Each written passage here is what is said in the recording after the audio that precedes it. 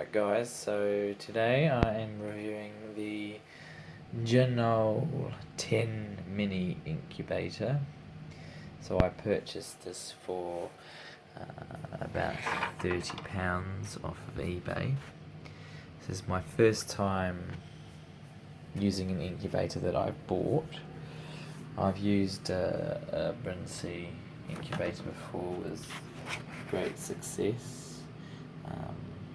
But I decided, that was with work, so I decided to get my own and have a go at hatching some quail eggs.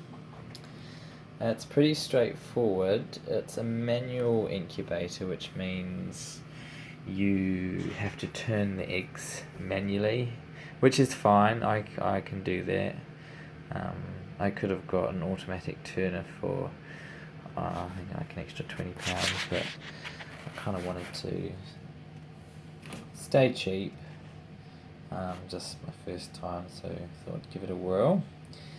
I'm not sure how often I'll be using it, so it just made sense.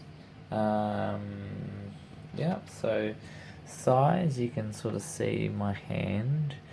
I reckon I could fit comfortably maybe 10 chicken eggs in there.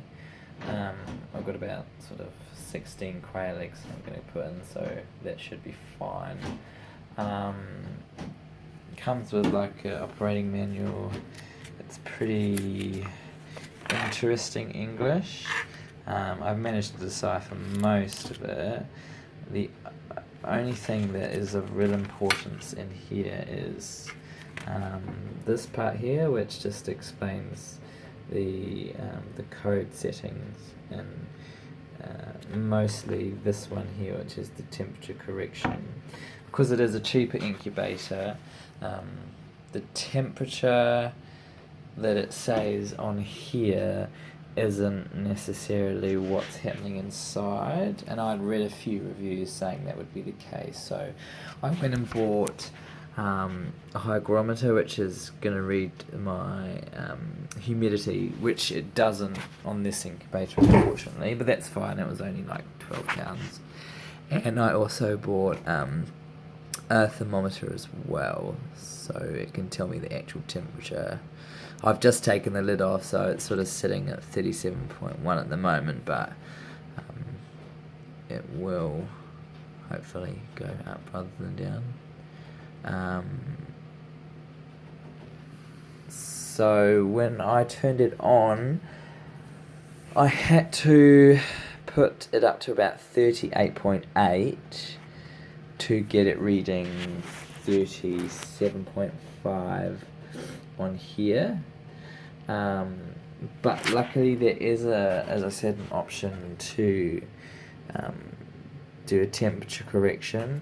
So you basically just hold the set button and then you can navigate to there, and just through fiddling I basically found that adjusting it within a 1.5 Celsius degrees, I was able to get this to correspond with what was on here. Saying that I'm still fiddling at the moment, it does seem to get up to temperature, and I've been taking the lid off and letting it heat up again just to make sure.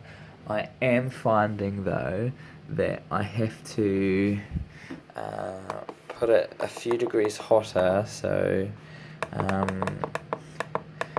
I've been putting on 38 for like a couple of minutes and then bringing it back down to 37.5, and it seems to hold the temperature quite well. Once it's doing that, that should start to climb very shortly. So inside you have this water well, which obviously gives you humidity. There's two sections. There's like a central part and an outer part. I found by filling the central part, I can pretty much, when it's at its main temperature, get the humidity to stay within 50 to 60%, which is ideal for the initial incubation. And then filling both wells will bring it up to about sort of 60, 70, which obviously is great for the final stages of the incubation. So I'm going to put some eggs in this on Saturday. Once I have had a bit of a play and I'm happy that the temperature is staying stable. I think ambient temperature of the room plays a big part as well because the incubator is so small. But yeah, I think tonight and tomorrow having a play, I think I should be able to get that to adjust nicely. So I'll be happy to put some eggs in there once I've figured it out. So that's getting up to 37.2. Sort of wanted about 37.5, but that'll climb. And then once that's stable, I'll just turn that down. And as I said, it holds the temperature quite well. So anyway, watch this space. I'll be putting some eggs in. We'll be hatching some Japanese quail.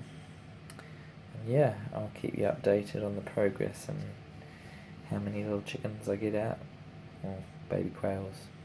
So there we go. That's my review of the Janoel 10 mini incubator.